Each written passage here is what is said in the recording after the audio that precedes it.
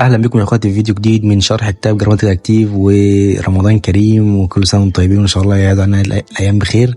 ومعانا الدرس الثاني من مستوى الاينس من كتاب جراماتيك اكتيف، وهو تصريف الافعال مع الضمائر الشخصيه. خدنا اول حاجه المره اللي فاتت الضمائر الشخصيه اللي هي البزونال بغنومن والبغنوم الفازخه، يعني الضمائر الشخصيه والضمائر للاشياء. هناخد النهارده حاجه مهمه جدا وهي تصريف الافعال مع الضمائر الشخصيه. بص يا صديقي، باختصار كده تصريف الافعال مع الضمائر الشخصيه، اللعب كله او الشغل كله بيبقى على اخر حرفين في الفعل اللي هو ان.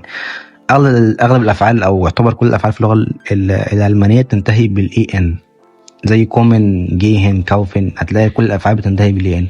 اول حاجه تصريف فعل كومن اللي هو ياتي مع الضمير ايش، اللي هو انا، تبقى ايش كوما. ايش كوما، بنشيل من الفعل الان بس، بنشيل من الفعل كومن الان بس، هتبقى ايش كوما. دايما الايش بتيجي بنشيل من الفعل اللي قدامها الان بس. ركز معايا، ايش كوما، شايف؟ ايش كوما يعني انا اتي او انا اتي. بعد كده الضمير دول هو انت، هتبقى دو كومست، بنشيل الاي ان ونحط مكانها اس تي، يعني بنشيل الاي ان في اخر الفعل ونحط مكانها اس تي. بعد كده الاي والاس والزي بتبقى ايه كومت، بنشيل الاي ان برضه ونحط تي، نشيل الاي ان من الفعل ونحط تي، ايه كومت يعني هو جاي. بعد كده كومن زي، ده زي الاحترام، هو كده بيسأله، ده الفعل بينزل زي ما هو، زي ما هو كومن زي، الفعل بينزل زي ما هو، ما بيتغيرش فيه حاجة. ركز معايا بقى في الجدول ده عشان الجدول ده هيلخص لك الدنيا كلها.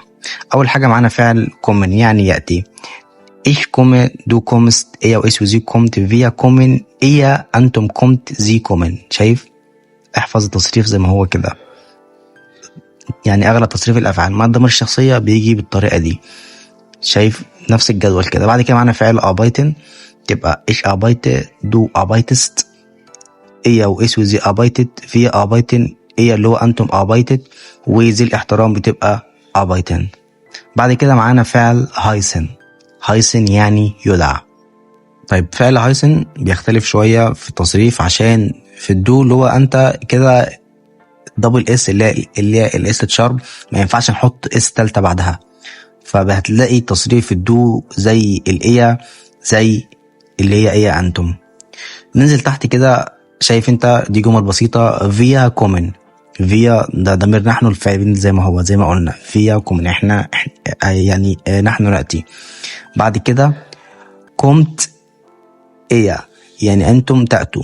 كومت ايه تصريف اللي هو انتم مع الفعل كومن، تحط نشيل الين ونحط تي. بعد كده زي كومن، زي كومن ده برضو زي الاحترام، الفعل بينزل زي ما هو زي كومن. بعد كده نفس الطريقة بس دي بطريقة السؤال، بصيغة السؤال. كومن زي، كومن زي بيسألوا كومن زي. يبقى أهم حاجة تركز في الجدول ده وتحفظه، وتحفظ تصريف الأفعال. عايزك تفهم من أغلب الأفعال، يعني يعتبر الأفعال كلها بتتصرف بنفس الطريقة مع الضمائر الشخصية. ولو وصلت لحد هنا صديقي، متنساش تطلع على النبي كتير وتعمل لايك واشتراك وتفعل زر الجرس، وتستنى الشرح اللي جاي عشان اللي جاي أقوى بكتير. سلام.